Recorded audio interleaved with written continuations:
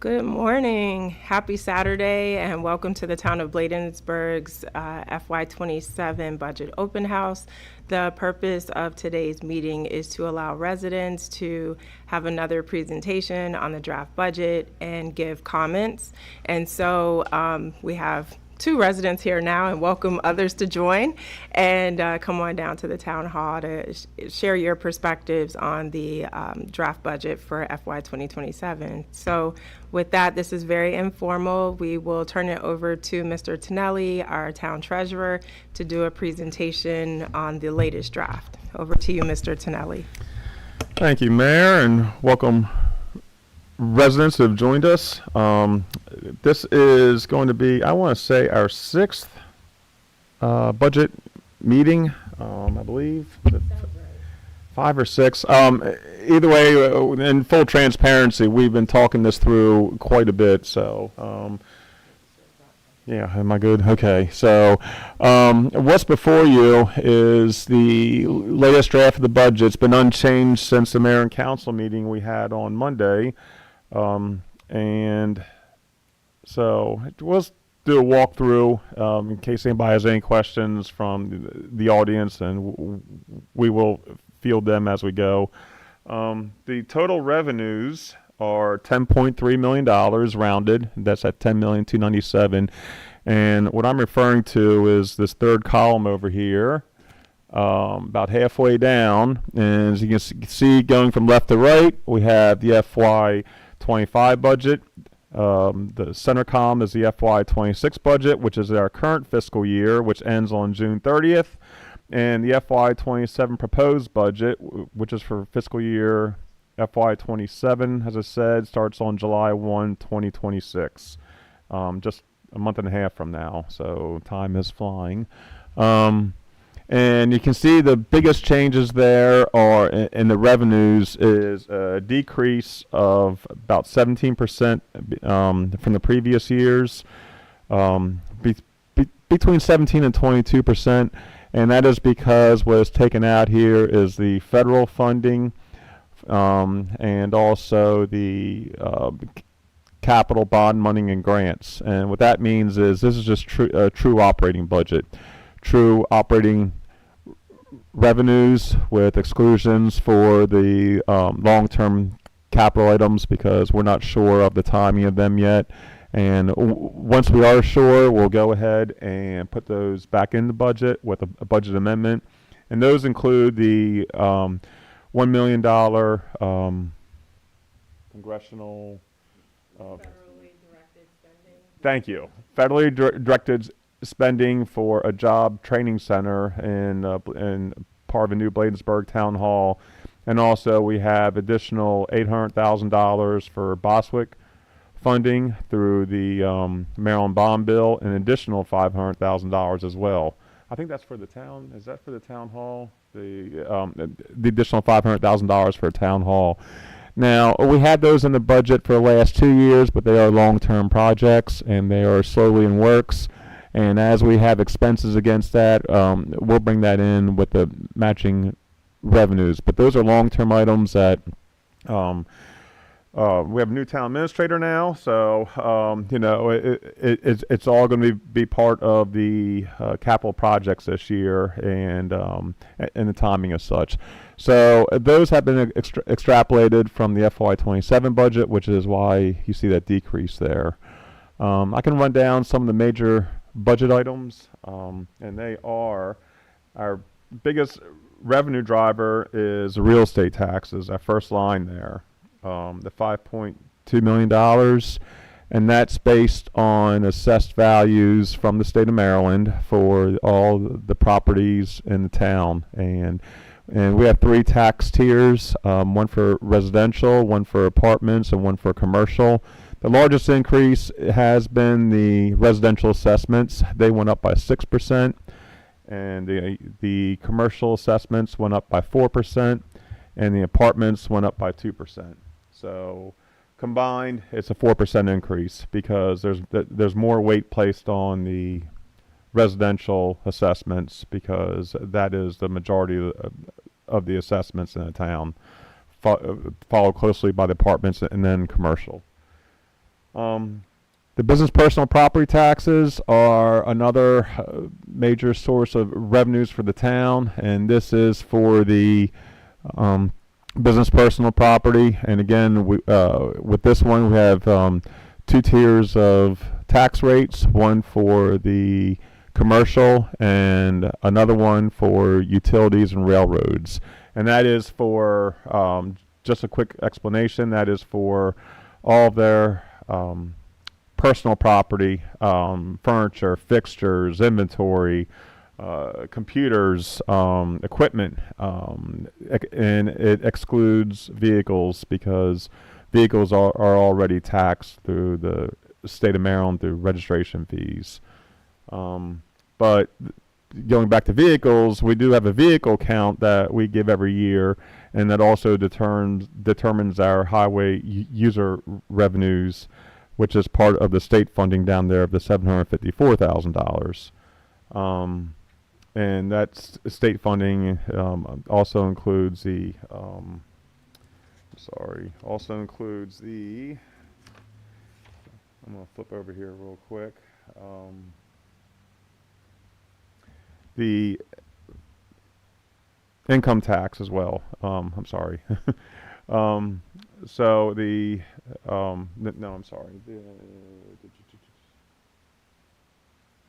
me 1 second. I lost my spot here. Okay, I'll come back to that. I'm going to flip down to the next page just so it's a little bit easier to follow.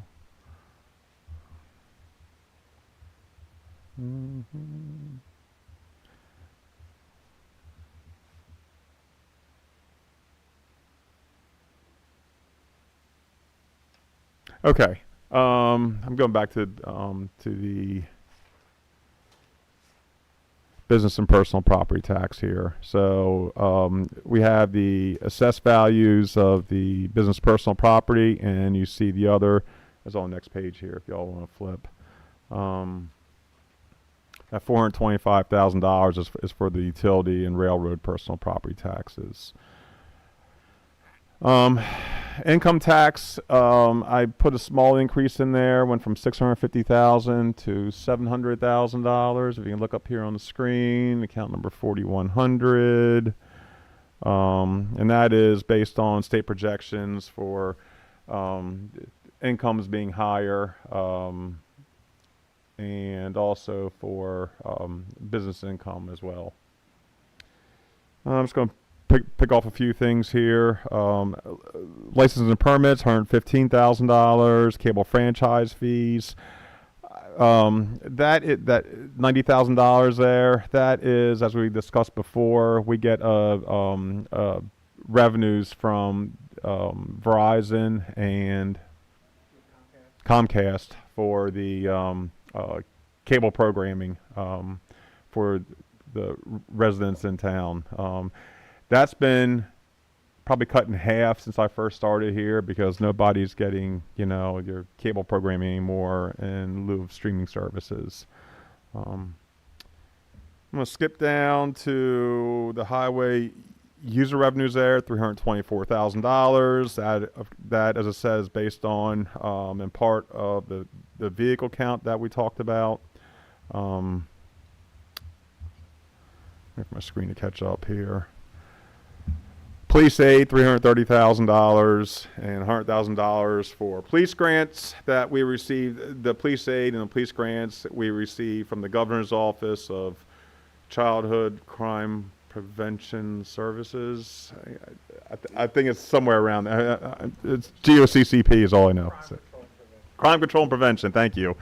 I thought children was in there somewhere, but it began with a C, so I was trying to fake it. So the service charges, since we went to automated ticketing and have a collection service, and our fines and fees have risen dramatically.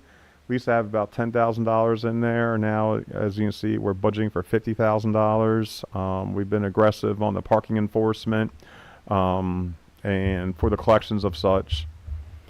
And two large items here I'm cautious about. or the red light enforcement program and the automated traffic enforcement, which are the speed cameras and stop sign enforcement, $800,000 of revenue each. They are a safety program and enforcement program, but they have revenues tied to them to penalize folks for, obviously,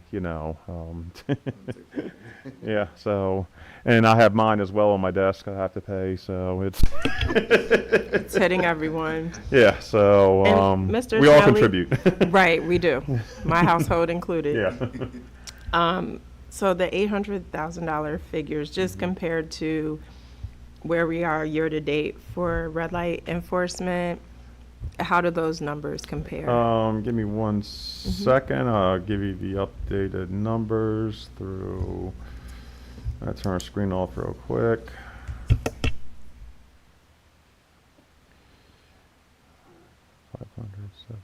We're about 1.3 million right now, year to date, and this is without the stop sign enforcement. So once that, and we added an additional red light camera on. Annapolis Road in Evanston, and then the other one at Evanston Road in Annapolis should be online on the 15th of June. Oh, I don't have a He mic. doesn't have one. Sorry, can you repeat that, Mr. Tonelli? Yeah, we're at 1.3 million, but we have additional cameras going up at Annapolis and Evanston Road, and yeah, that one, and It's in the inverse too. oh, on the other side of the road too. And the stop sign program, it's going before the county. They should hear it hopefully this month, and once they do, the vendor will come out and determine the location. So those should be coming up. We're thinking around September.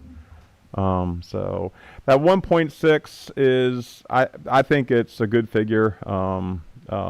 It's something that we have to watch, and also that is dependent on.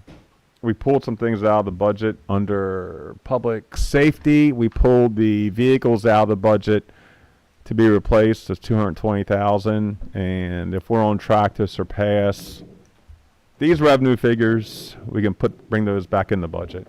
But they got to be really on track, So it's one of those things that it might not happen until next spring, just so we know, or it could happen earlier, depending on the collections of the program.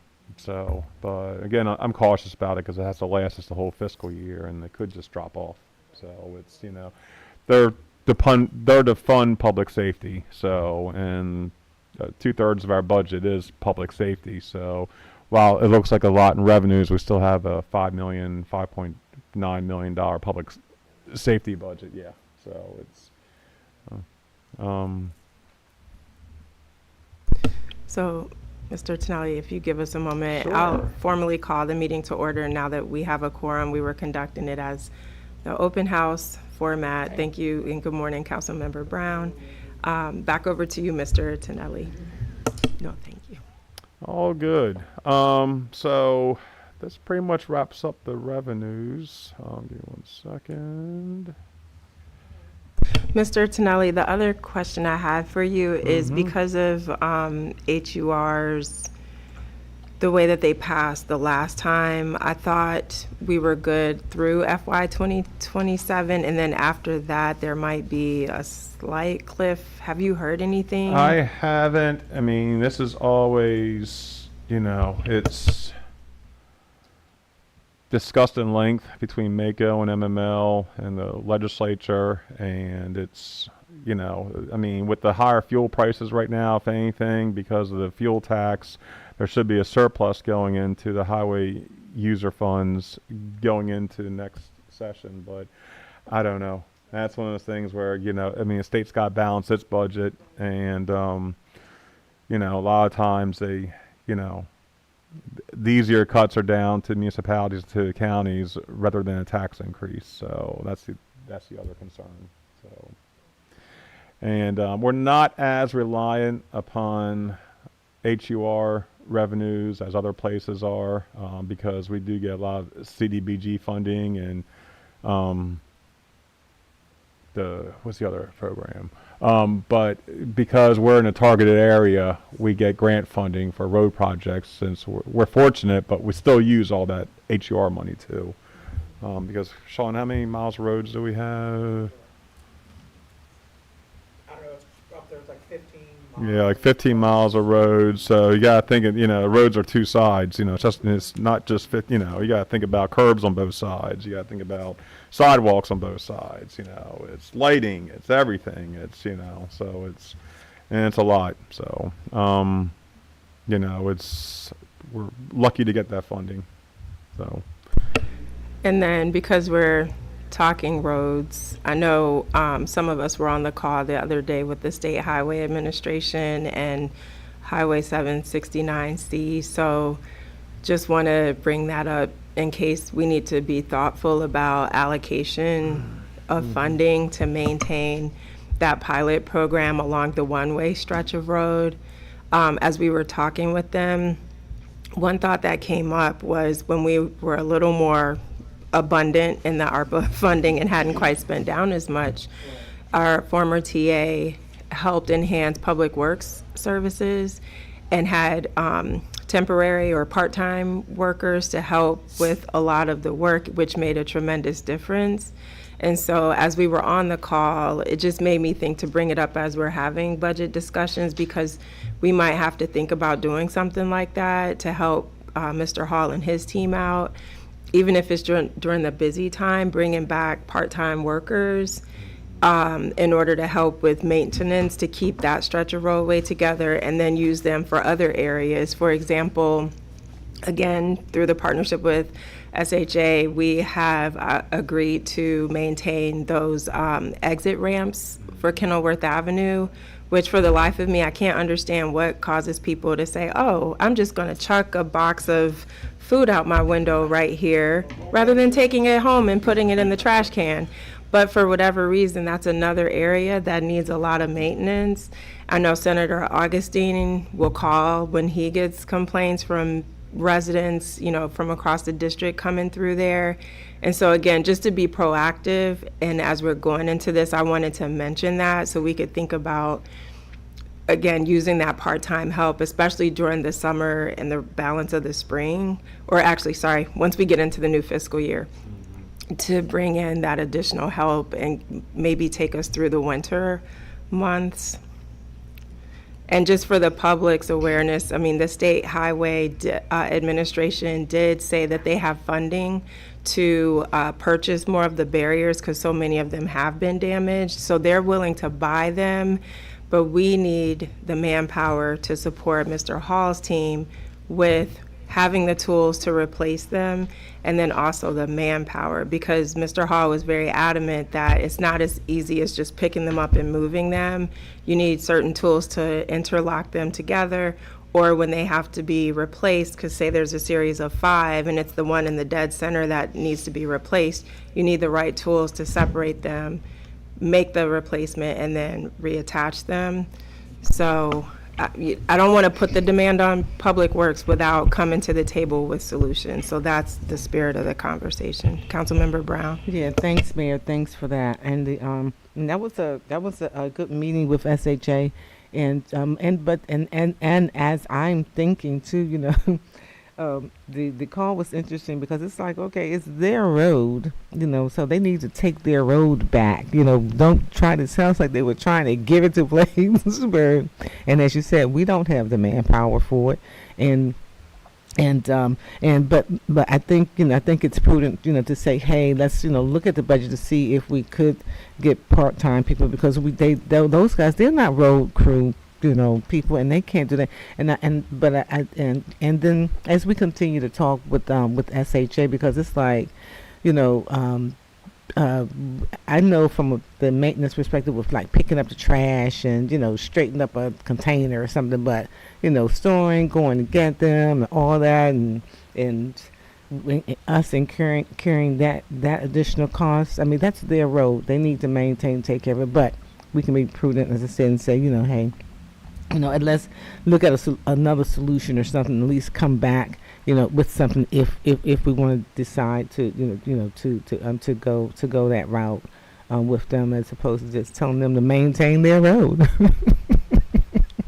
And just for the public's awareness, so that stretch of roadway, we agreed to do a pilot program with SHA to convert it to a one-way from a two-way street to improve pedestrian and bicycle access and safety, as well as to address concerns from the residents in the area with commercial vehicles speeding through there at just alarming speeds. And so the money was secured by SHA for the pilot.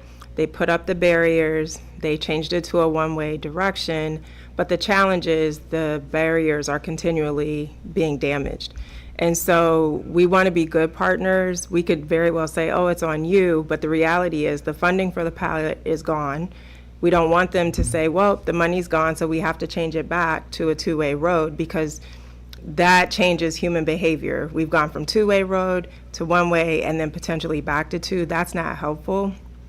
The other caveat of this is we are now probably 3, maybe 3.5 years into this waiting period of the engineering and design work being done for the larger infrastructure project that we were promised, as I said, several years ago, understanding the funding. The project was approved, but the funding wasn't there.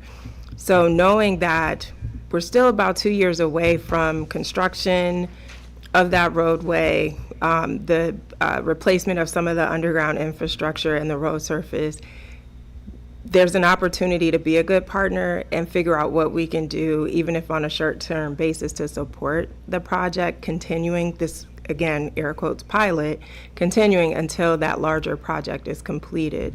And so in order to do that, as I said, because there's a budget impact, wanted to raise the issue that we might want to think about that as we have them come to the 5:30 work session for the June meeting, but just to have an idea of what the cost would be to handle something like that, so. And how big is that? What are we talking about? Half mile road, quarter mile? Quarter mile. So that's when I talk about the HUR funding. We have 15 miles of road, and we're looking at spending a lot of it on this quarter mile. So it's, it's expensive, So it's. And then, Mayor, and like you said, so we'll come back, next week, and if they want to, SHA, if they want to come back with, saying, hey, maybe, offering some other options, because as it stands right now, it's not walkable, it's not, it's not accessible to bicycling and everything. So if that's going to continue to be the problem with the overgrowth of the trees and all of that and everything, but they said maybe a redesign or something and cleaning it up, and because the other thing too is that we can't do another 2 years like this, because it's just defeating the purpose of the intent of what it was intended to do. And I don't see really throwing money after something that had an intent but it's not doing what it's supposed to be doing. So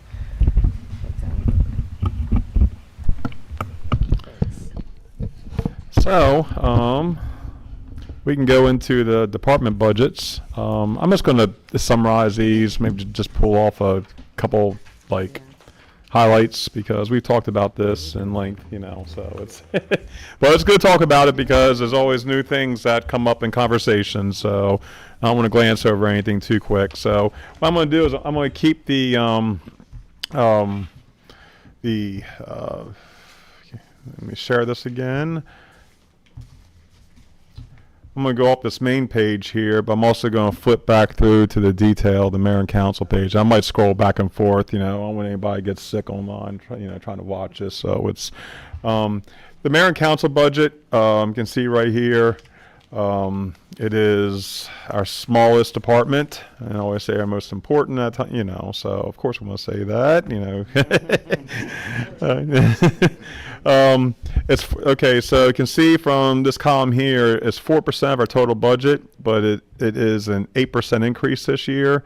And why is there an increase? Well, even though it's a smaller budget, any small increases on there are going to look larger, I guess I should say. So the individual line items have more weight because it's a smaller budget, and a couple of the increases were the pension expense and the health insurance expense increases. based on what we're projecting for next year. And also, we added $15,000 of food assistance this year. Previously, that was funded through ARPA, and this year we're funding it through the general fund, and it's being placed on the mayor and council budget. And one of the other things is we moved the town meetings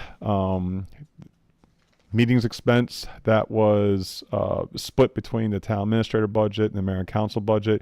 We put that on the mayor and council budget because most of the meeting expenses for community meetings for the town and also for mayor and council meetings, and this includes pretty much refreshments, our video production, and such for the to put our meetings online. On that note, are we in a good place with the equipment? I know we've gotten new mics and things like that, but is there anything else that we need to support the actual production and being able to broadcast the meetings to the public? I could have our video engineer weigh in if he is available, so. We're in a You good place? Okay. We did a lot of upgrades here in the last 2 years. We have 2 new cameras here. We have new speaker system. We upgraded the board, I believe. Is that correct, Rick? Yep. We upgraded the board. So right now we're in a good place. Eventually, maybe, I like to see some better lighting in here, because it's, it'd be nice to have like track lighting up there, just to capture it more, but that's just me. I mean, Rick could, I don't know what he thinks about that, so I'm just looking. Sounds like you have agreement, or from the sign language, I should say. So, and that's why the budget increased 8%, because when it's going from 333 to 361,000, the small increases are a lot to a small budget. So, but again, it was just mostly payroll, food assistance, and shifting the expenses from the town administrator budget to the mayor and council budget. The town administrator budget, so the next one down, this one increased 10%. And it's, okay, so if you look across here on the summary page, it's 5% of our total budget. Again, small departments, and it's 10% increase. And the biggest increase there, again, is the pension expense and the health insurance expense. Those are constantly going up. We didn't budget enough for pension expense last year. I didn't realize it increased that much. And this is going to be throughout all the departments because of the actuarial estimates from the state of Maryland. I call it the Great Retirement after COVID. And then there's a lot of retirements out there that the fund has to replace and fund and everything. So everybody, and we're part of the Maryland State Retirement System. So all those costs are passed down to all the PGUs, which are the participating government units. I want to say there's around 130, and that is the states, the counties, towns, libraries, colleges, and such.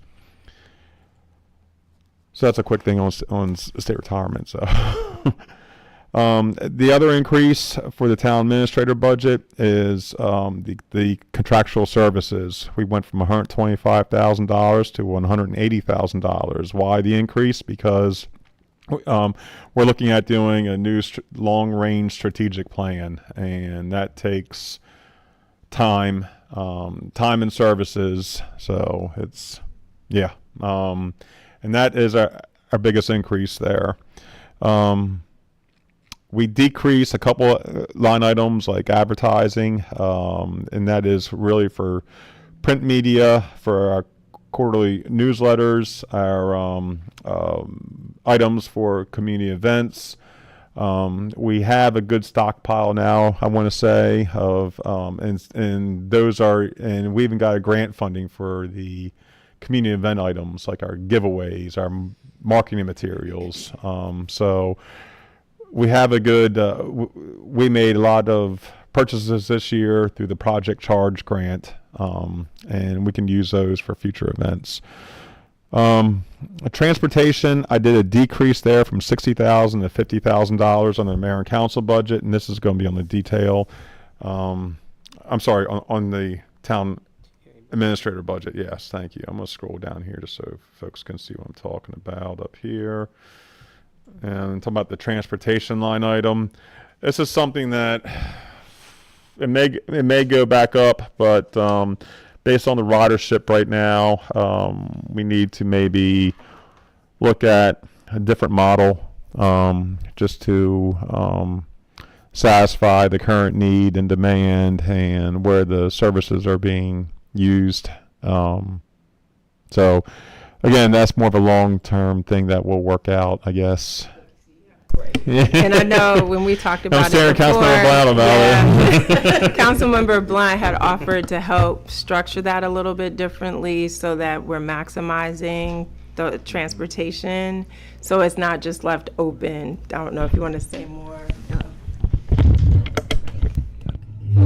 I did talk to the caller bus PG County, and seniors get to ride free and go anywhere they want to go. But I do know it's nothing like having your own bus, so we can tell her the programs around what they're doing, and then they really don't pay. So we actually giving them a free ride. Yeah. We didn't know that. I didn't know that until now. But that's all I want to say right now about that. Yeah, and because I think it's definitely good that we offer that, and actually it's to really isn't open to any residents if they have a group or something. Even if they're living in the single family homes and there's a group of them that say, hey, we want to use the bus. It's not just to they can use it. It's not just for the senior buildings. I'm just servicing Bladensburg residents, but I'm looking at a different model because that. The bus is open. Mr. Vito, do we have a grant or something or funding something for a new bus or something, or? We have funding for through Maryland. Thank you, MEA. Yes, thank you. For 75% of the cost difference between a gas or diesel powered bus to an electric vehicle, so it covers 75% of the difference. I was hoping to cover 75% of the entire purchase, not just the difference between A and B. So I'm looking at it, I'm like, So is it? No one won't say is it worth it, but is it? From a budget, is it? Is it cost? It would be a big capital expense to get. Sean, what do you think? A couple $100,000 for I would say you're at least 200,000. Oh, sorry. Mm-hmm. I would say if we're looking at a 15 passenger or something along that lines, you're probably 150, 200,000. And then remember, if we increase the size, that will require a specific CDL passenger endorsement for our drivers. Yeah. So. And if we go to an electric vehicle, it'd be 300 to 400,000, and the grant would only cover 75% of that difference. So so we need to look at whether or not it's prudent for us to even do that or just go in a different direction. We're hoping the bus holds on. It's old. It needs a lot of repairs. And that's the other thing too, because continuing to put money into the old bus, but there are just other options out there nowadays, that are more feasible.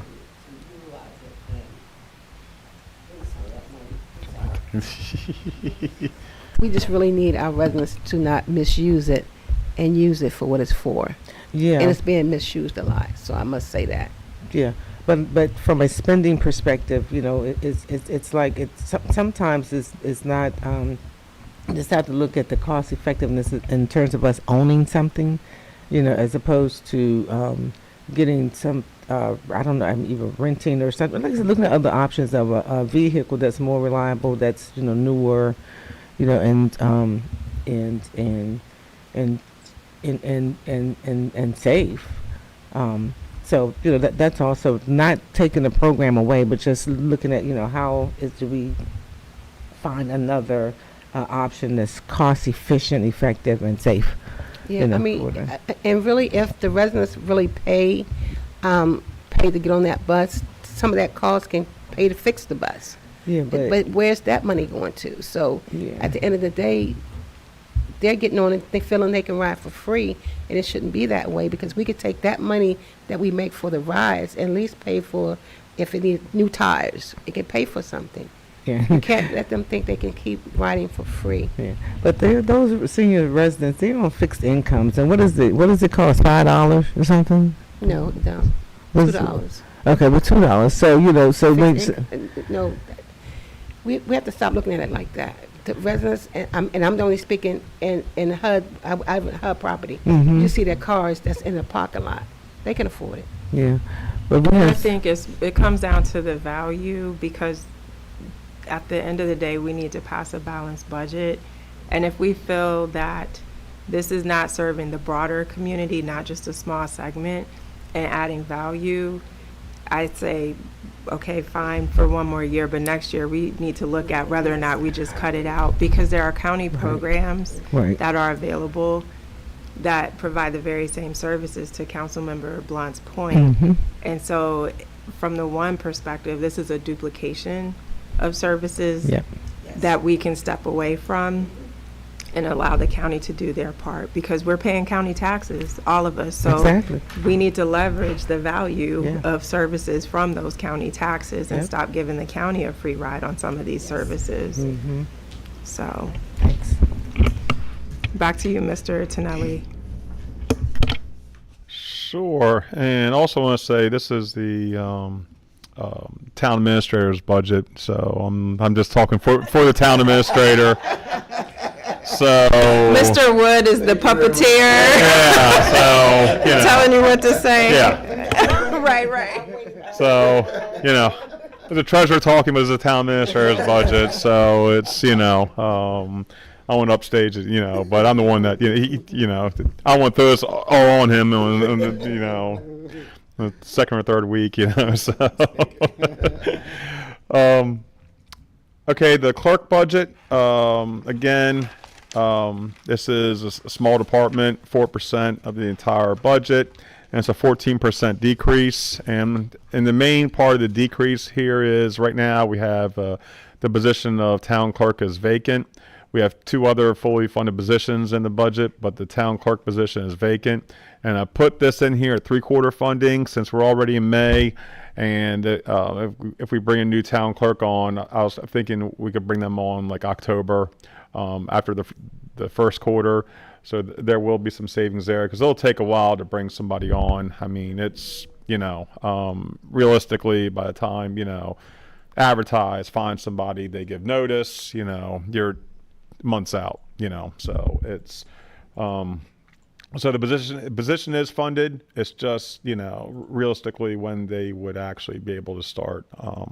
So that's why there is a 17% decrease on the clerk budget.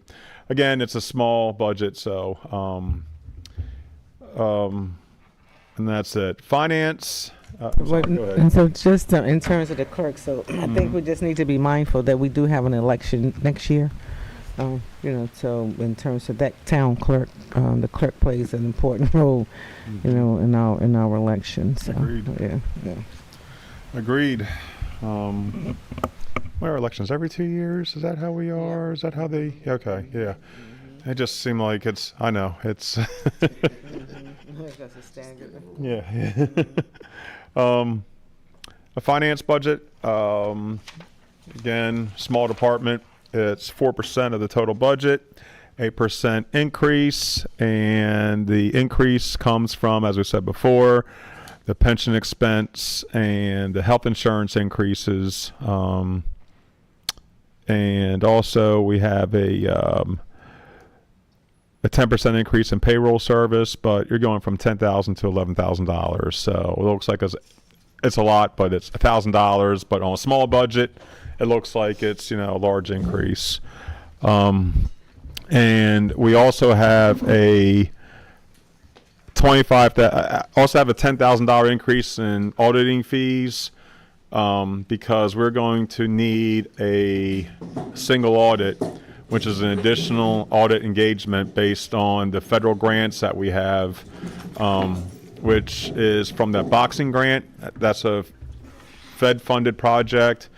CDBG funding as well, and I'm trying to think of the other federal funding, but it's going to push us over the $750,000 federal revenue threshold, which would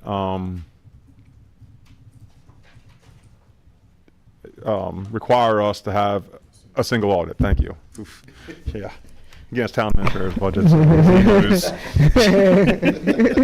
Mr. Tonelli, real quick, in terms of the grants, do we have the list of all of our grants? Because I think you said they weren't. We're working on that. incorporated. Yeah. So yeah. because during the budget, because even though maybe they're not in the they're in the budget, but they're not in the budget. I think so. But can we if they're not in the budget, can we still get a list of the grants and see? Yeah. You might want to check with Michelle, because I feel like she had put that in one of the recent council packets, or shortly before she left, or maybe even late 2025, because I think that request was made before. So if you check with her, I'm sure she can tell you where to find it.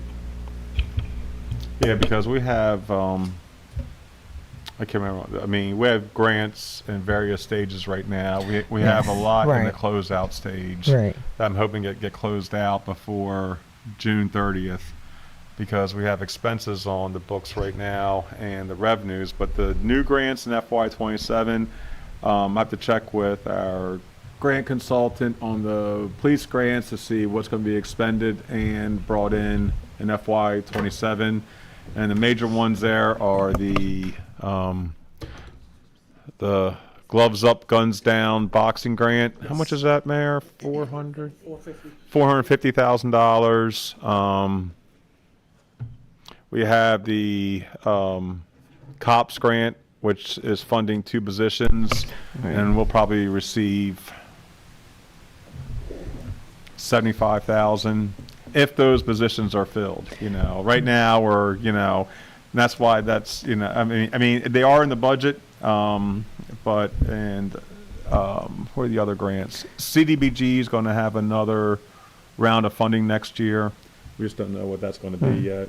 And on some of those matching grants, so we have to put that COPS grant or something, match some funds or something with that. Yeah, that funds 36% of one officer at the lowest rate.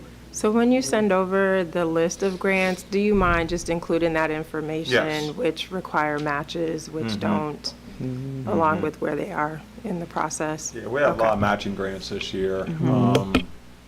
I mean, they're good grants, but at the same time, you're still putting out Right. Hundreds time of thousands of dollars. Yeah. So, I mean, but you'll see them, programs around here, and a lot, and that satisfies, like, our American in Bloom, Tree City, Maryland Sustainable. It's all for those programs. So I mean, they're good programs, but we have skin in the game as well. So. Excuse me, Mayor. Sure. I just want to let you all know, I'm sorry, that, I have another engagement. So I'll be leaving in a little bit so that I can, And we have 2 more departments. Well, before I go to them, I'm going back to the summary page. Let me share this again.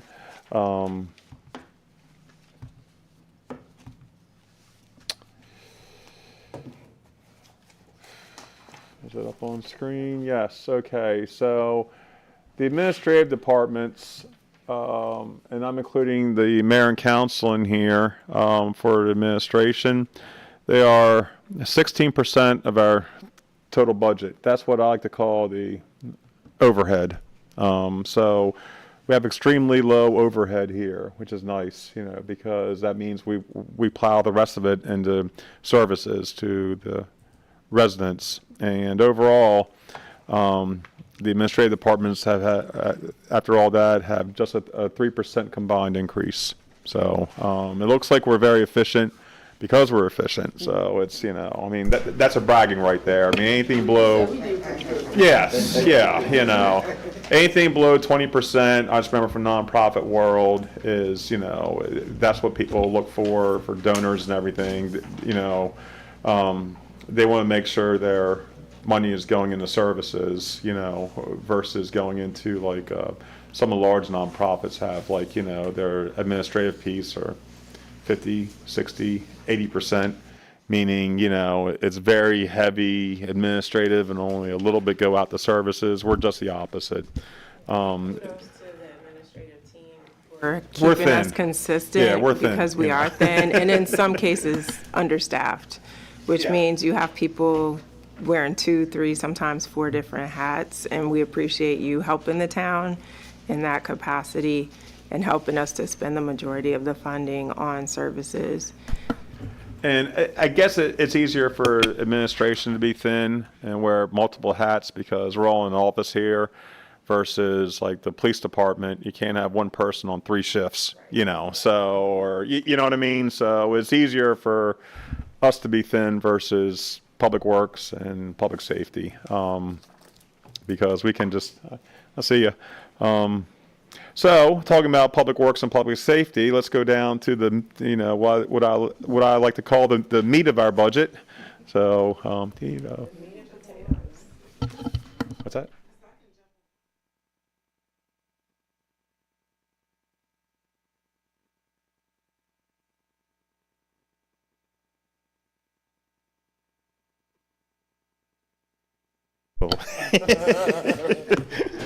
Sean, can you send the Zoom link? You got it from Rick, that one? Here, I'll forward it to you. So the public safety budget is on the summary page again. It is 68% of our total budget. And it has a 7% increase this year.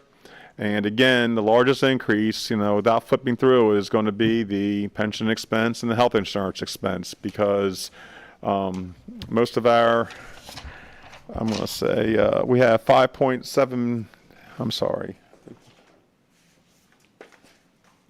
$4 million of payroll cost, which includes overtime, but the biggest increase there was I bumped up the overtime. Again, I scaled that back last couple years, and I'm going ahead and increasing that again this year. It's just based on shift coverages, event coverages, in case there's any major incidents, people have to stay over. So I increased that, but the largest increase is for the pension and also the health insurance. And you can see on the detailed page, I'm going to scroll down here real quick just to show you what's behind the numbers here, the folks.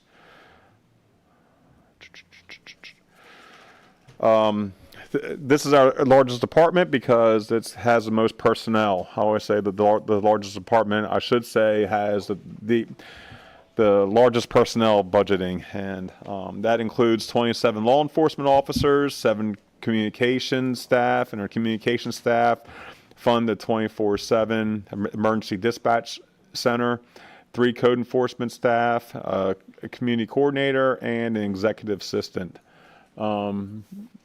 And right now, the executive assistant position is being shared between that and the CAT team right now. So I'm not sure if that's going to be an opening or not, or if that's something that's going to stay in the budget. That's going to be up to Chief Frischhorn.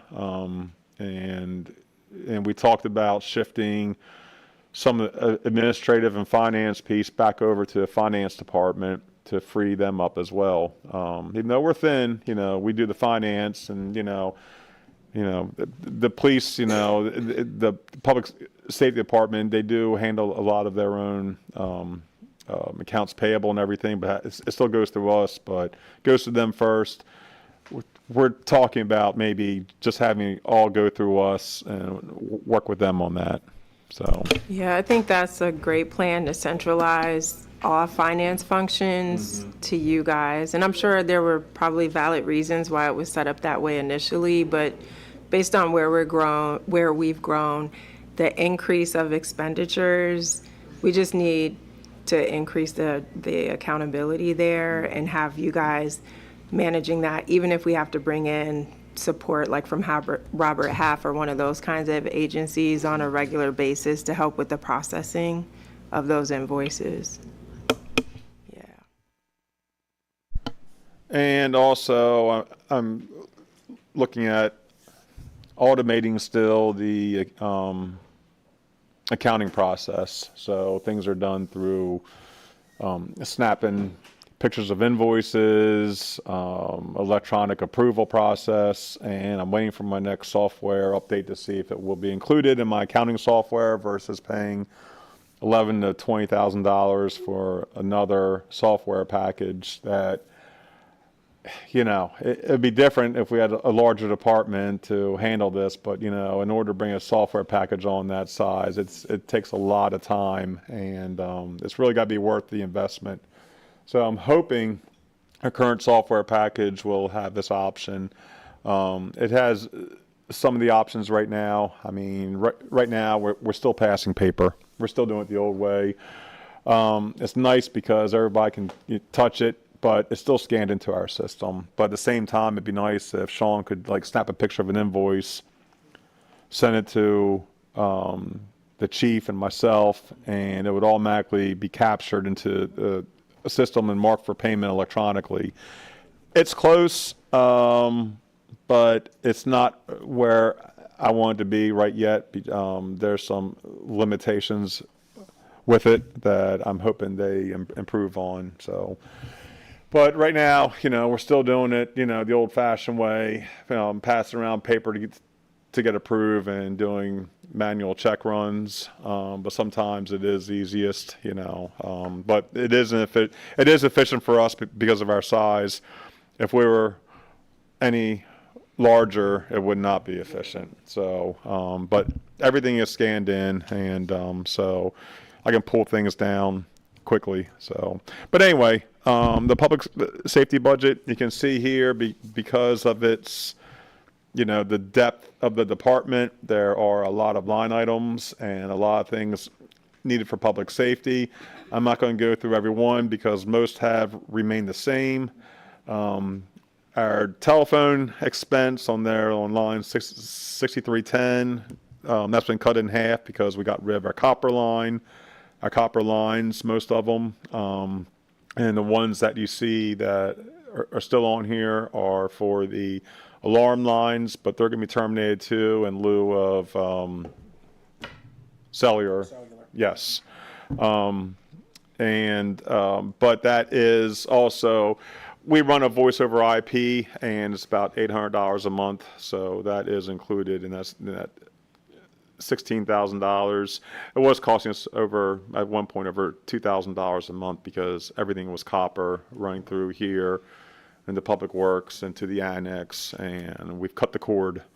And it's, yep, and it's, but then what goes up is your wireless communications. So, one thing goes down, another thing goes up because we're utilizing the hotspots, the mobile data terminals. The MDs.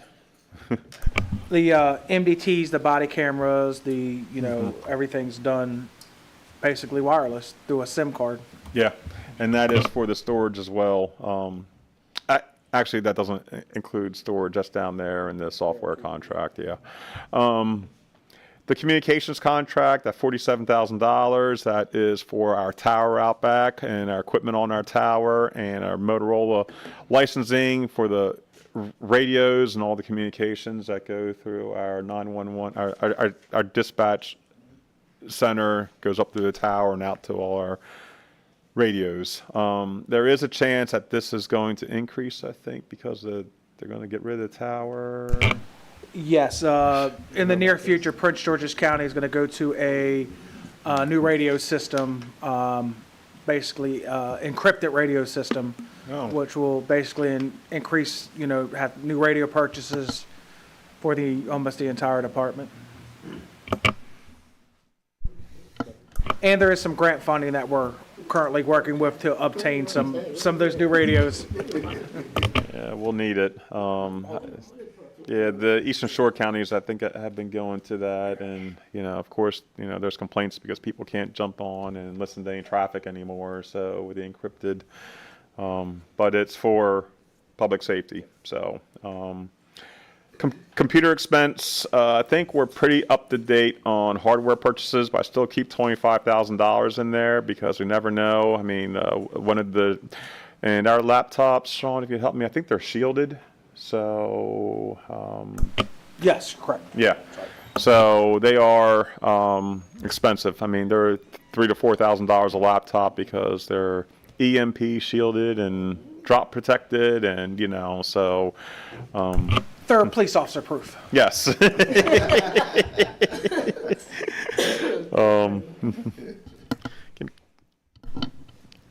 Give me 1 second. I need 1 minute to plug in. So hold on.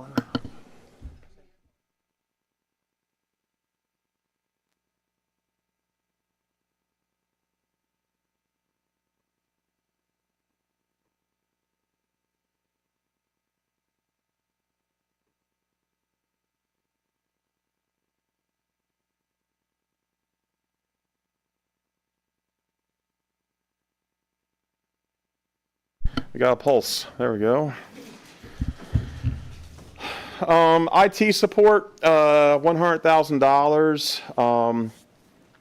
We increased this and then backed it off as we've gotten through things. And that is for the managed services contract because we have 2 servers here running all the town operations, and they are located in the police department, and all the computer traffic, server traffic goes through them, which is why it's on their budget. And this supports, as Sean said, our body cams, our in-vehicle cams, all the storage for that, all the town files, and everything is on there, and everybody, and all the VPN access, and all the communications are run through there, our voice over IP phones. So it's a big system that we have. It's it really should have its own room, but the equipment is shared in our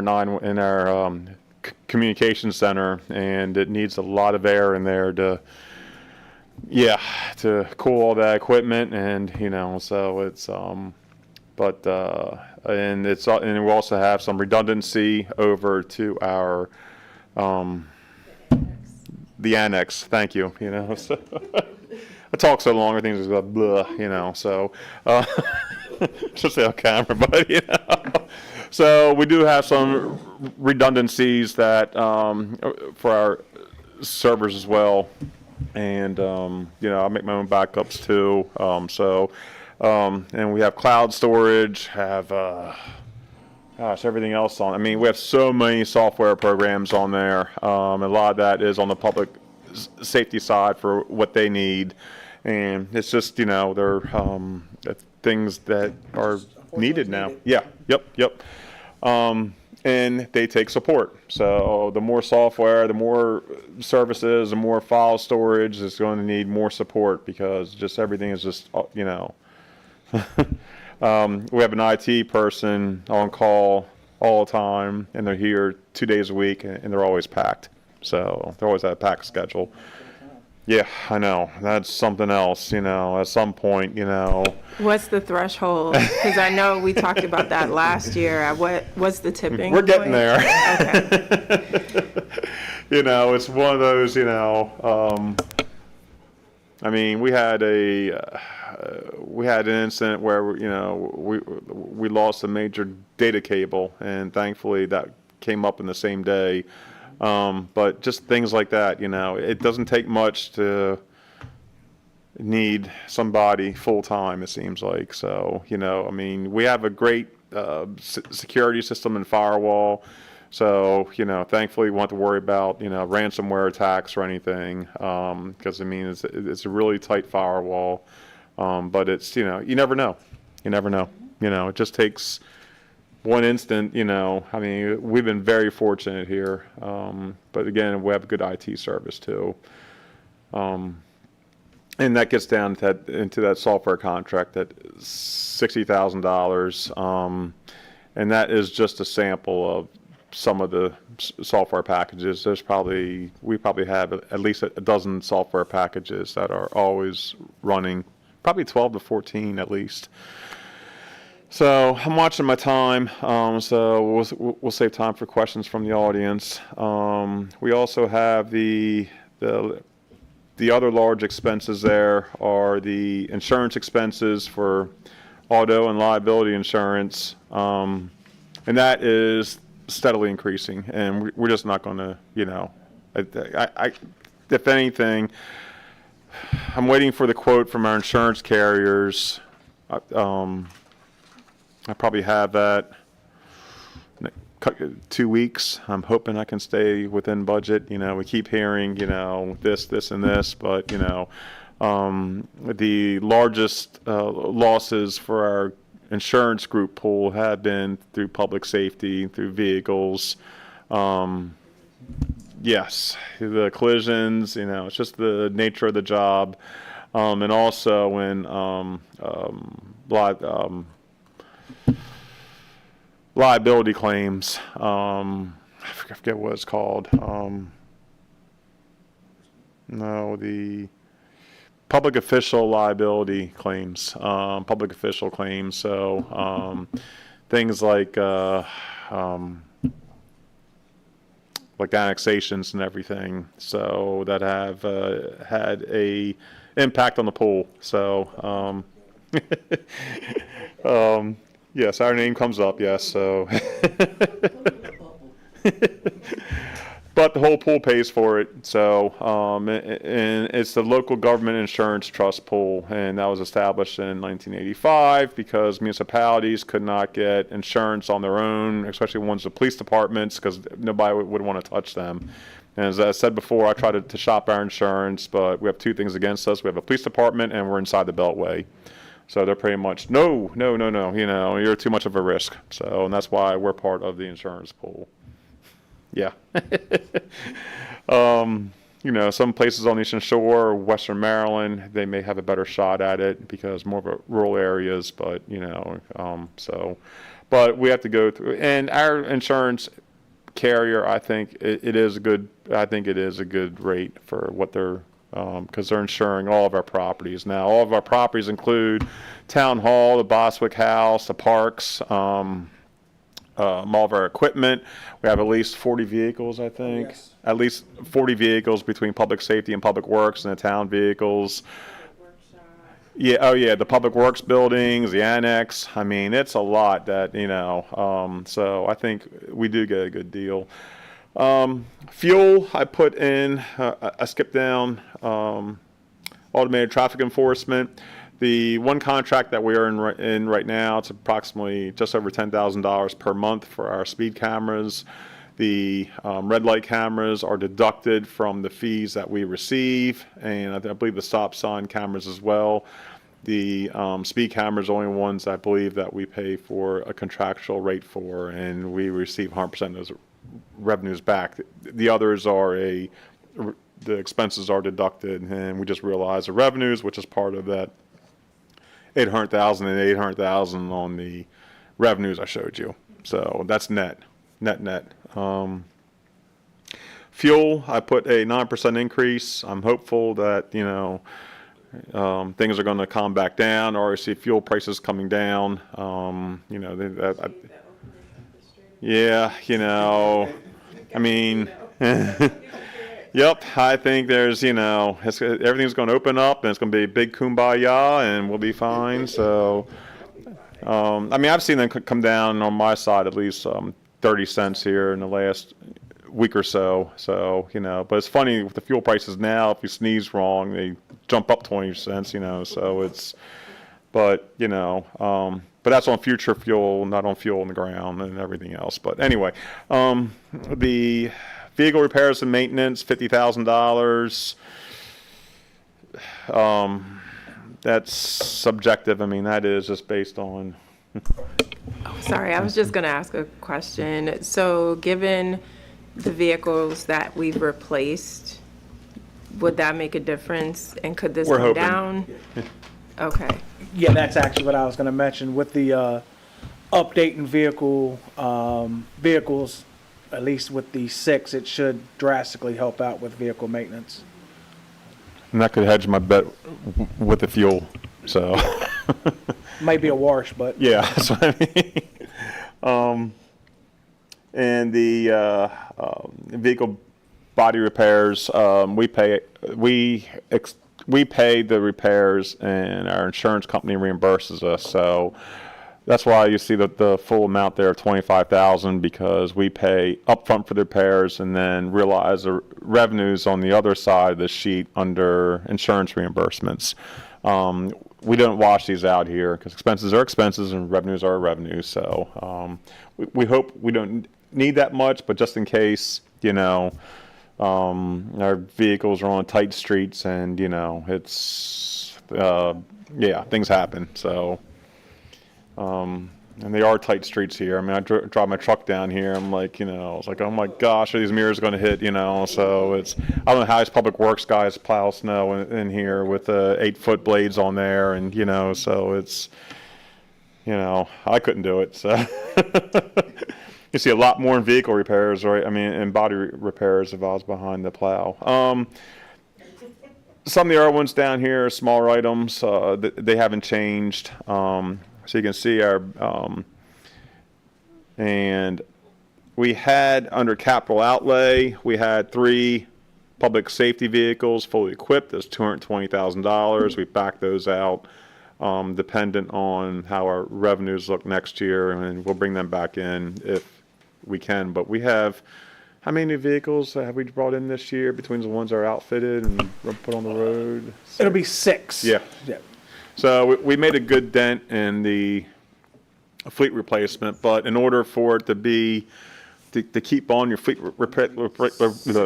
yeah, we need at least 6 a year in order to keep our active vehicles like 5 years and under, and our pool vehicles like 7 years, 8 years and under. So, I pulled these out, but we got to put them back in at some point. If not, we're going to be putting in a lot more to catch up. Because then, as you said, the repairs go up and the downtime goes up because the vehicle goes down. It takes a while to switch out equipment and to get the vehicle there and dropped off and picked back up again. It involves 2 people each time, and so it's downtime kills you more than the expenses that you don't see. So.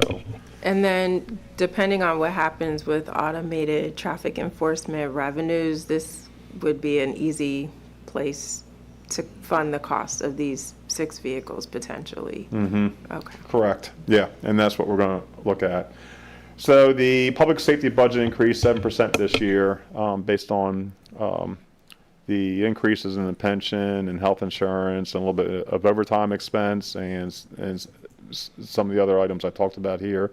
So they're just under $7 million of our $10 million budget. So it is, I keep saying it's our largest department, but they are providing the largest service. Public safety is, one of the main functions of government, for the health and safety of the populace.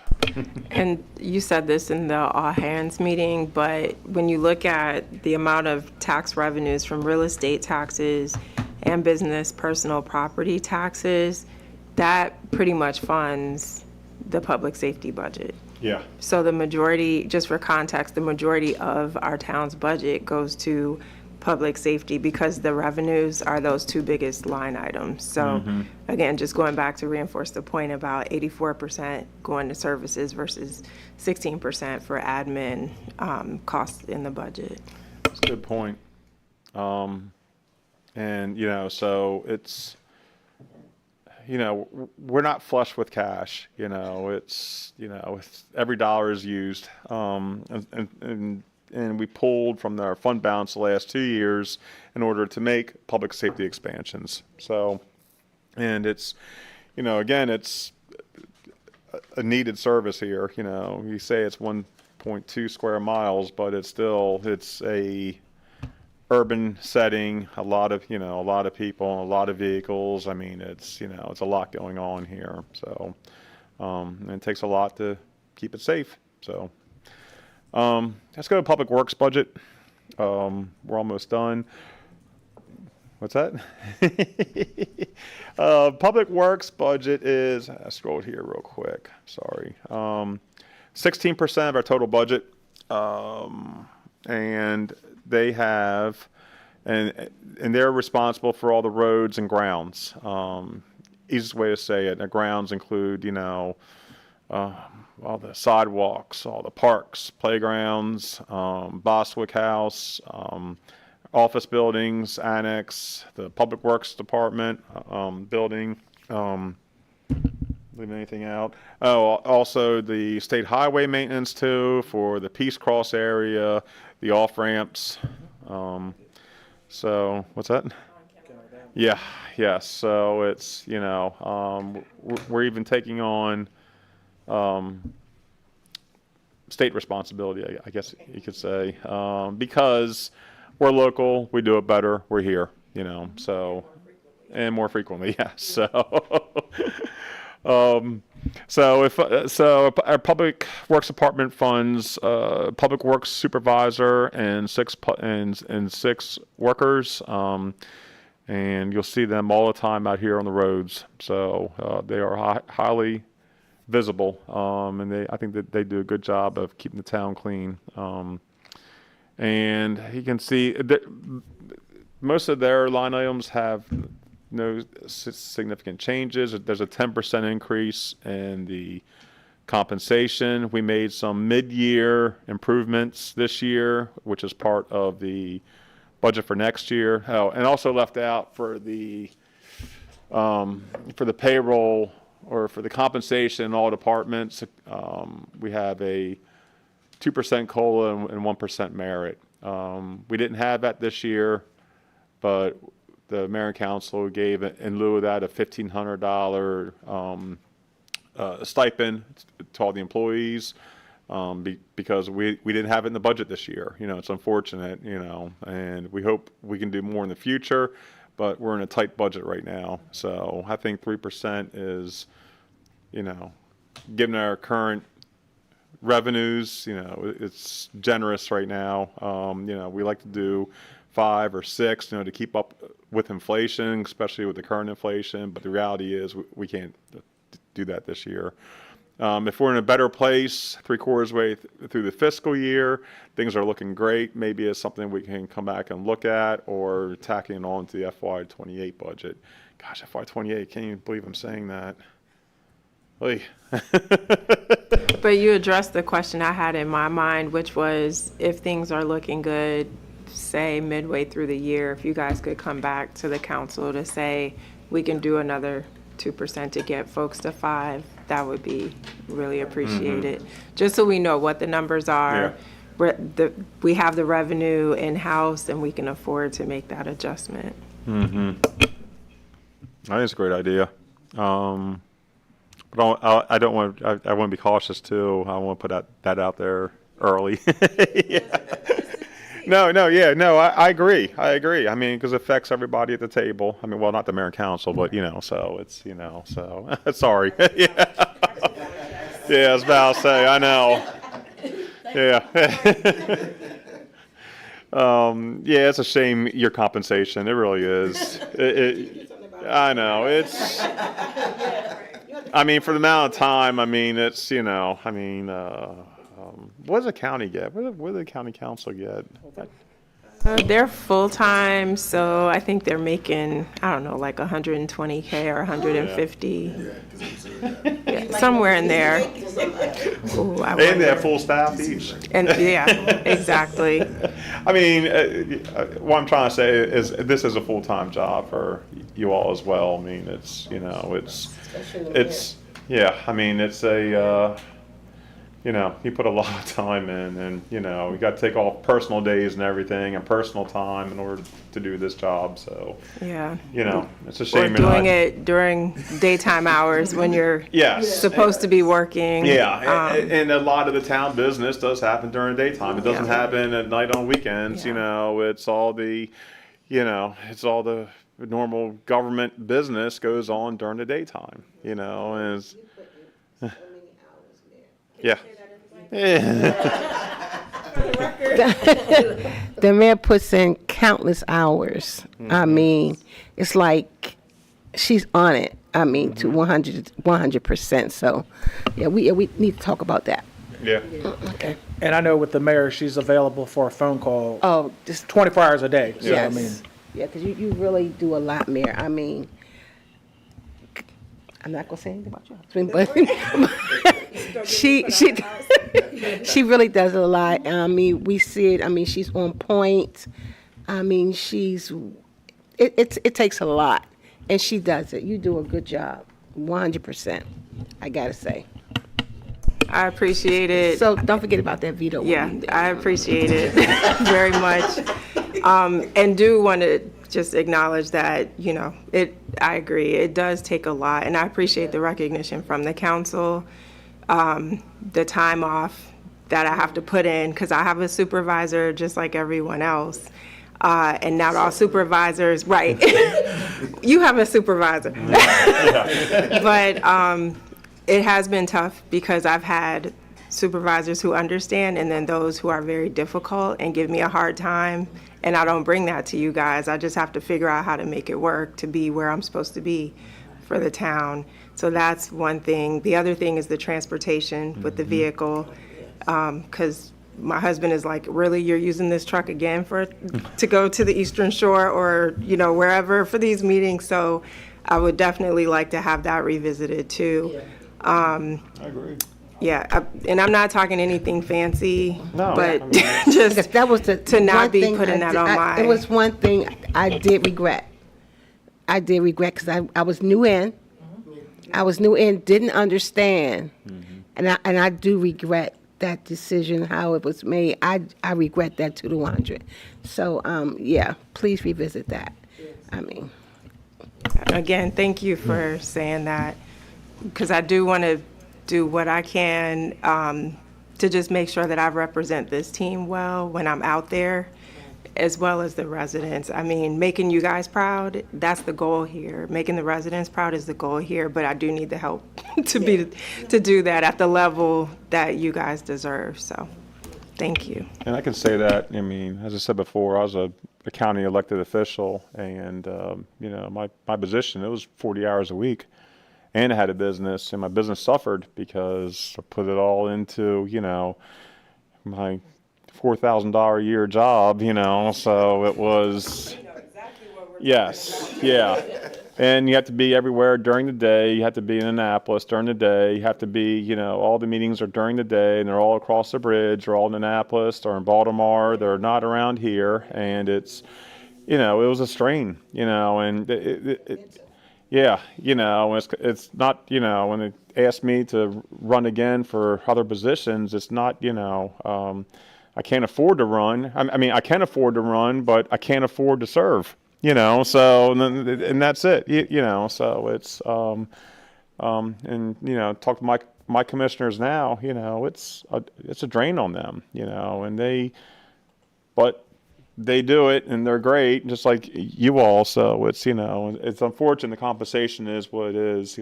That's something that I think should be looked at, just because I know what it takes to do it as well. So, but yeah, it's a big drain. It's a drain on the finances. Is what I'm trying to say. It's not a drain on it's just a drain on your working schedule.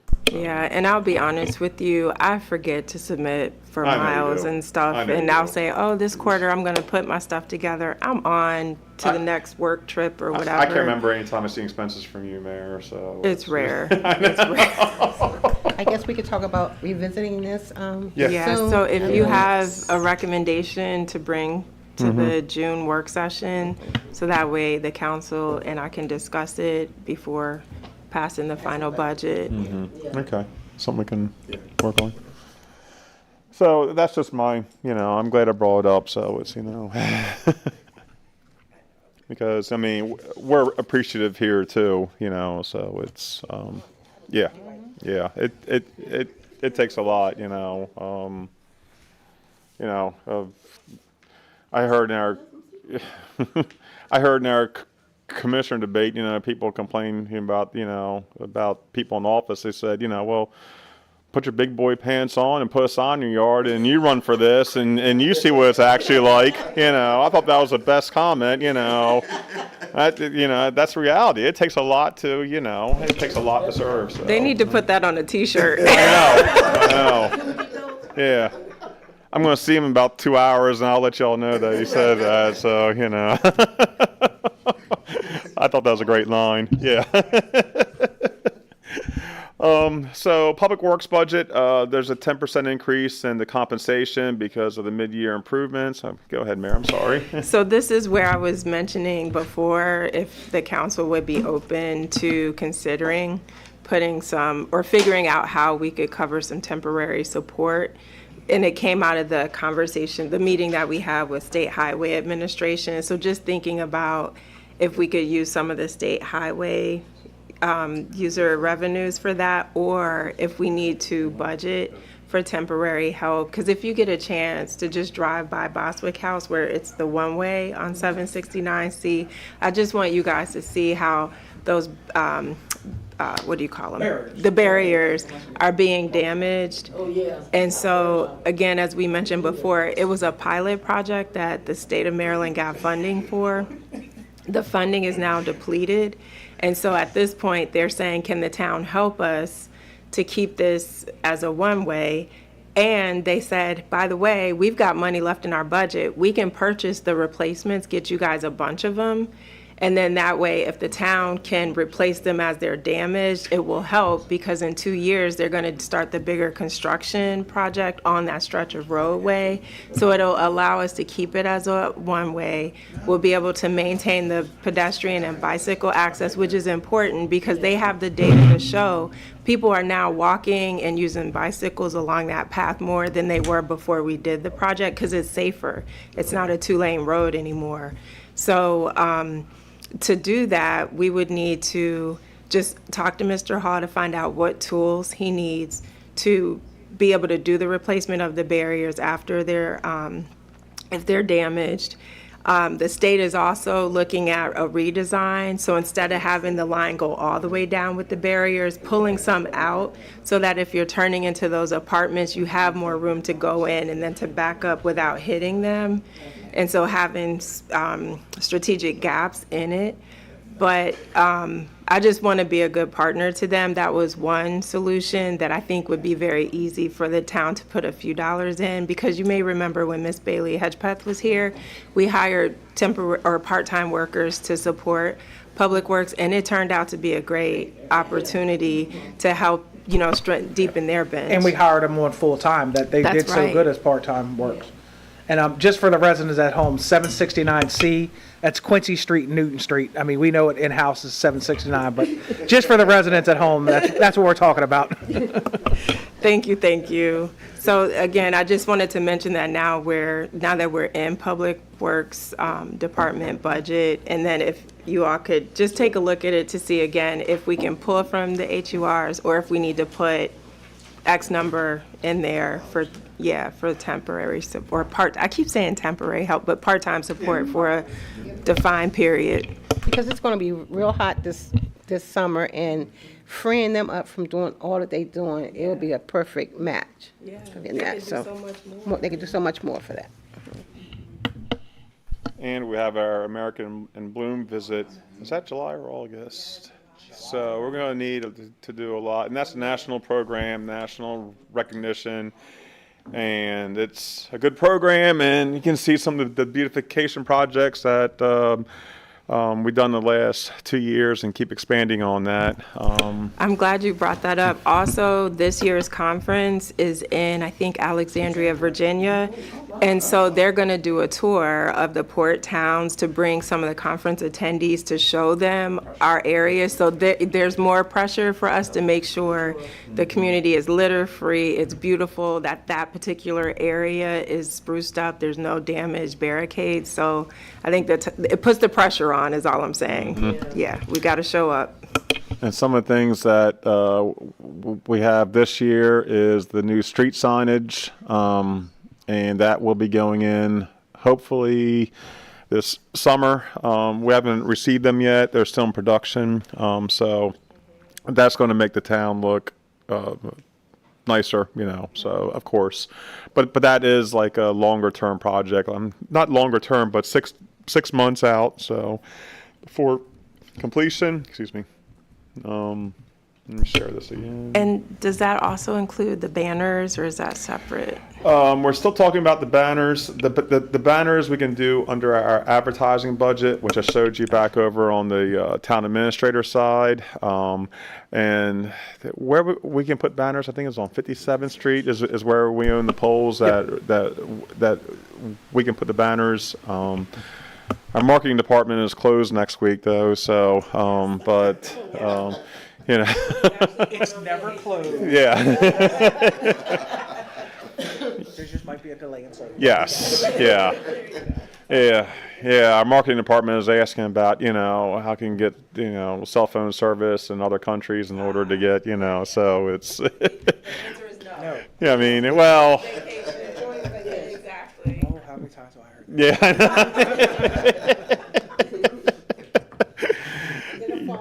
Yeah. I know you're on vacation, But. really quick. Yeah. It's always it's always the apology first, and then but again, we're a small organization, so it takes I mean, we're always I mean, we're always Comes with the territory. Yep, and But no one complains about it at all. Yeah, It's, but it's one of the reasons that I hope the residents feel grateful, because we do have a deeply committed staff who, even when we say take your time off, do not answer your phone or email, just because I'm sending something to you while it's on my mind, it'll be there when you come back. They're responsive immediately. Except when I call. So, except for when Sean calls. We had that discussion. I mean, right before our meeting started, we had a resident call, and like, I don't know how they got my personal cell phone number, but I mean, do you still answer the phone? I mean, just like you, Mayor, you're on vacation and you're still. What's that? Yeah, I know. Yeah. What's that? Yeah. Yeah, I mean, when I'm off, I always blot out 2 hours in the morning to go through all the work stuff, because you got to keep up. If you don't keep up, you're gonna. Yeah, so it's it's just built in. I mean, everybody's just nobody complains about it. It's as Sean says, part of the job. So it's the rest of the expenses, the sanitation contract, it went from $300,000 to $330,000. That is because of we added some additional pickups, additional dumpsters, I believe. We have additional roll-off. Yes, we added additional roll-off to the Parkway Condominiums Association. Mm-hmm. And that was to alleviate bulk trash issues that they were having up there in the years past. Mm-hmm. And there's also an increase on there to last us through the summer months for the fuel increase that kicks in on the contract. And I know we pay a little bit more, but I will say they're a good partner, because when we have a community cleanup, they'll provide a roll-off for free. And just we say where we need it dropped, they will drop it. And we can let folks know if you're doing spring cleaning, summer cleaning, whatever, just bring your stuff, dump it, and they come and pull it away for free. And I know other companies would charge for those kinds of extra asks, you know? And as the mayor said in the years past, which I like to look into again this year, is we had a couple roll-offs outside of town hall for a weekend, and they were well utilized by our residents who didn't have access to get their stuff out. So I was talking to one of the town council members of the gym last week about their town, who's similar in size to ours, to talking about budgets again, you know, and the gym at 5 o'clock in the morning, we're talking about town business, but their line item for sanitation contract is 1.2 million, and they have a once a week collection. Yeah, I was shocked. I'm like, you pay what? yeah. And the very fortunate thing about what Blainsburg provides to our residents is you get once a week bulk trash service here, where they're allotted 4 items at a time. In the past, it was 4 items once a month, and you don't realize how much you accumulate over that month time. For one, that helps us out keeping the blight out of Blainsburg. And again, the municipality in which I live in, they charge $5 per item, but they do pick up your bulk, but you have to pay $5 and receive a ticket from their town hall.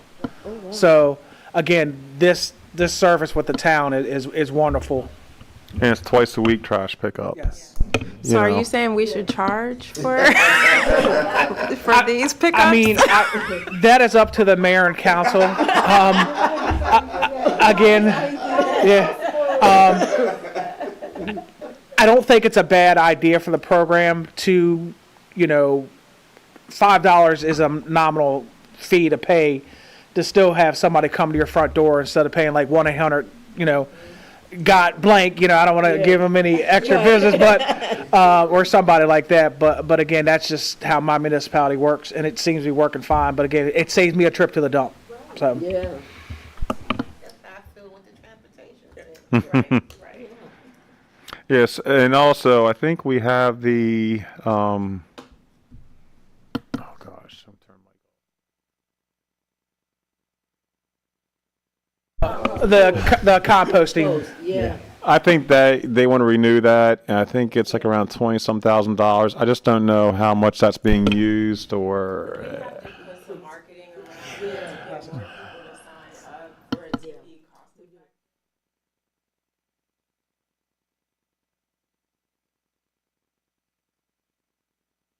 Sorry.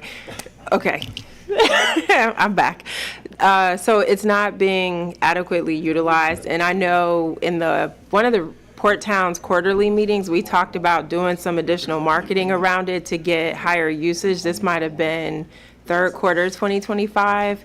So I think this is the time where I don't know if it should come from like code enforcement or Public Works to do like a PSA that we can push out to encourage more people to sign up, or members of the council, whatever.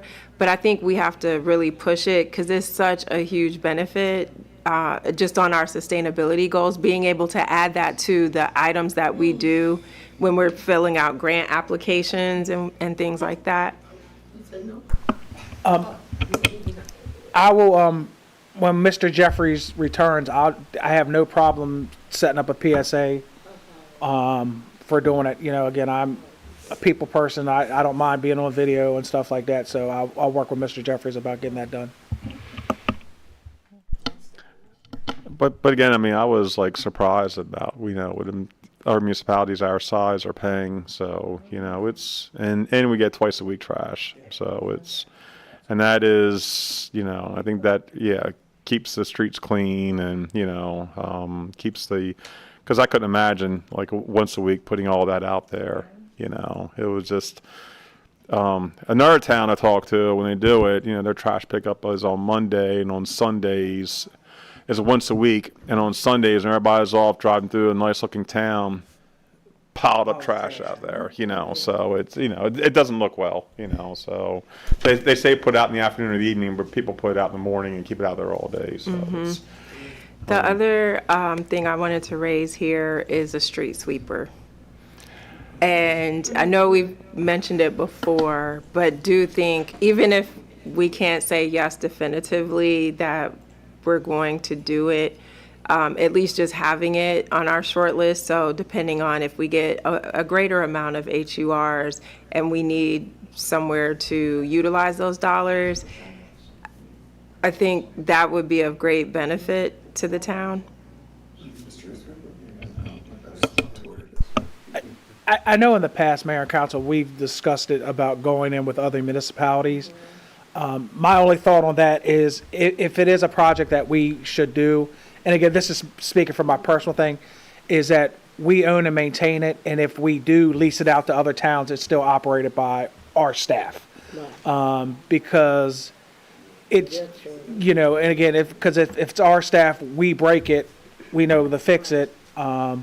That, again, that's just my opinion, that if it is, you know, it's just handled all by us, where we can loan it out to the other port towns and handled by us. Yeah. And I mean, just given the amount of cars that come through here, the amount of people that we have in the town, it's just anything we can do to make the town look cleaner and more beautiful. I think we need to keep investing along those lines. And I really like that. If we get it, we own it, operate it.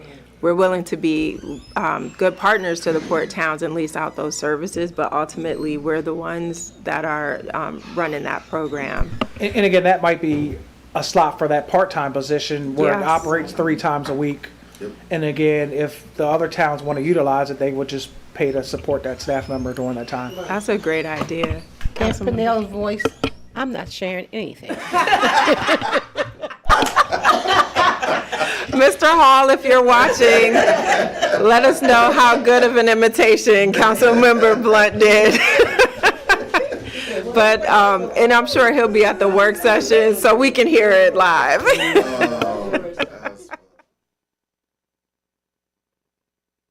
But, Mr. Wood, just curious, in prior municipalities that you've worked in, have you all had a street sweeper program, and any sort of feedback there from you?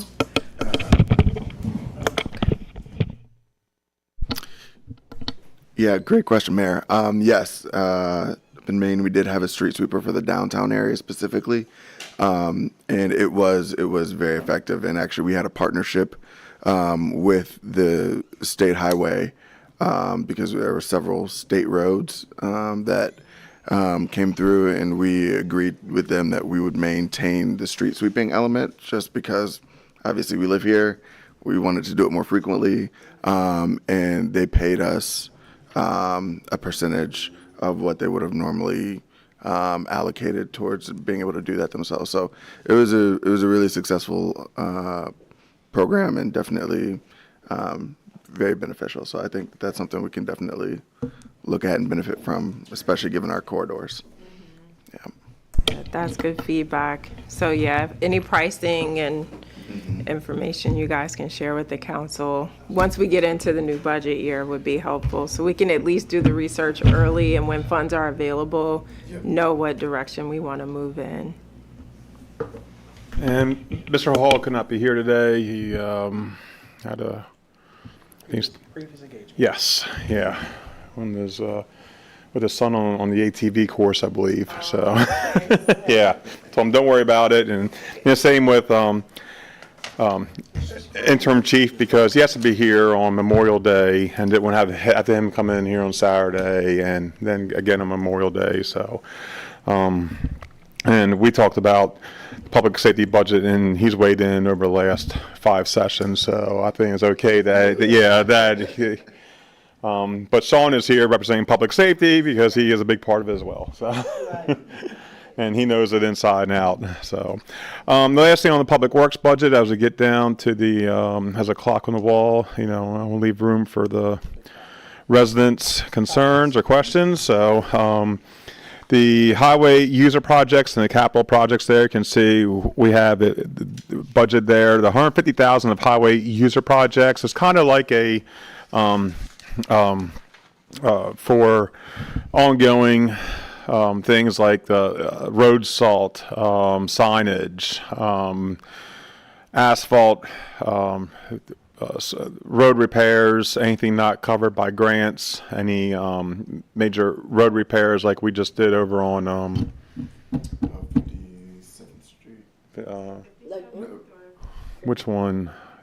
that where WMATA or WSSC. Yeah. Yeah. Yes, thank you. Yeah, you said it first time. I'm sorry. You know. But Mayor's like.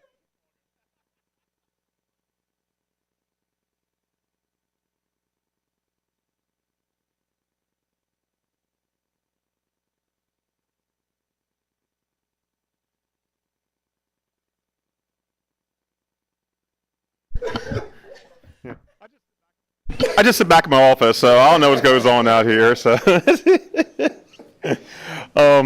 also in there is we have a new dump truck to be purchased next year to replace a 1955. I don't know. They're old. A It's a 1999. 93? Yeah, Oh, so- 99, okay. It seems like it. I mean, you know, as Sean will tell you, we run vehicles till wheels fall off, and then we just put them back on again. So it's, you know, we get every mile we can out of vehicles. So it's, you know, again, it's, you know, efficiency. You know, it's only 1.2 square miles, but it's round and round and round and round every day, all day long, and you know, a lot of stop and go. It's, you know, it's. Oh my gosh! I mean, just the wear and tear on, you know, versus highway miles. And I can say personally, I know this. I personally average about 30 miles in 1.1 square miles. So, and that's up and down the streets several times a day. Doesn't take so, much. Yeah, So. yeah, you're always moving. And I think also what kind of pushed this vehicle over the edge was the winter storm that went, the ice, you know, I think that further exacerbated the wear Yeah. and tear on the vehicle. So. And especially on the public works vehicles, on the salt dogs, on the plows, on the hydraulics. They're expensive, but you know, they're constant moving parts, and they're exposed to salt and everything, and impacts and everything, you know. And you know, I asked Purnell, you know, how do you break up those big salt chunks? Go in there and start banging them, you know. So it's yeah, and something I didn't know this year is salt freezes. You know, once you pull it out, yeah.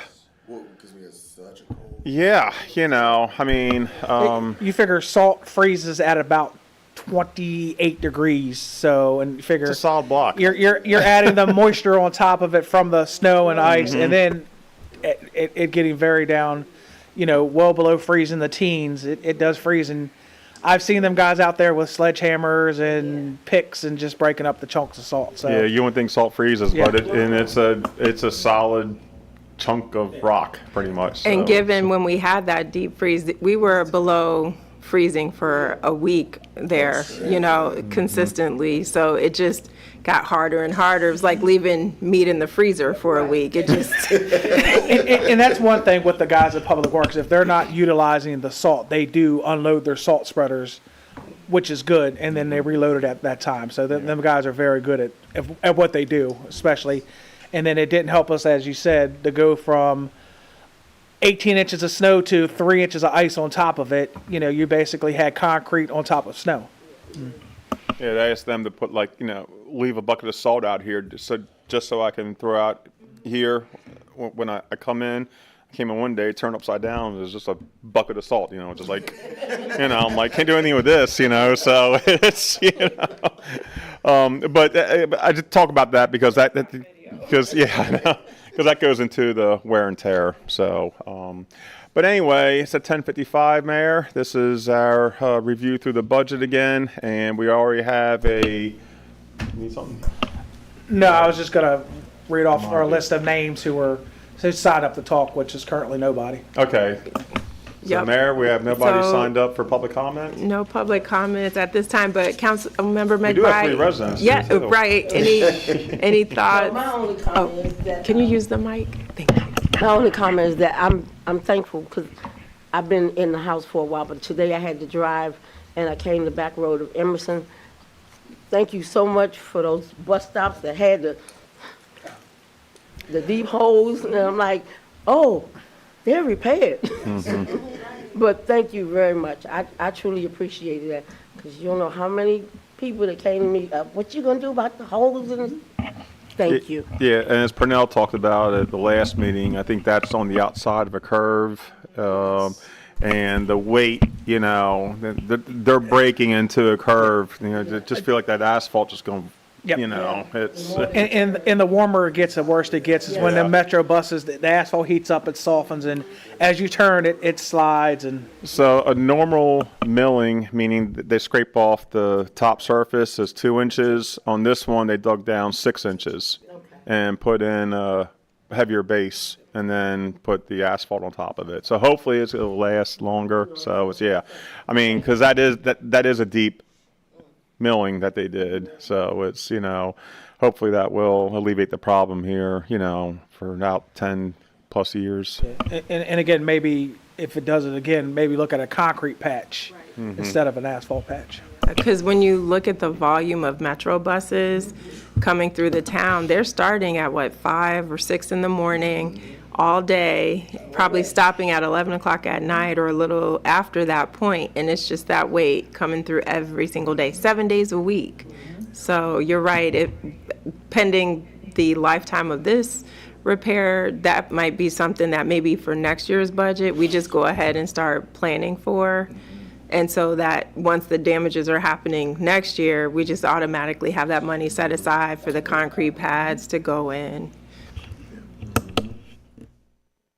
But with that, thank you so much, Mr. Tonelli, for conducting, and Mr. Wood for conducting today's open house to give residents an opportunity to give us some feedback.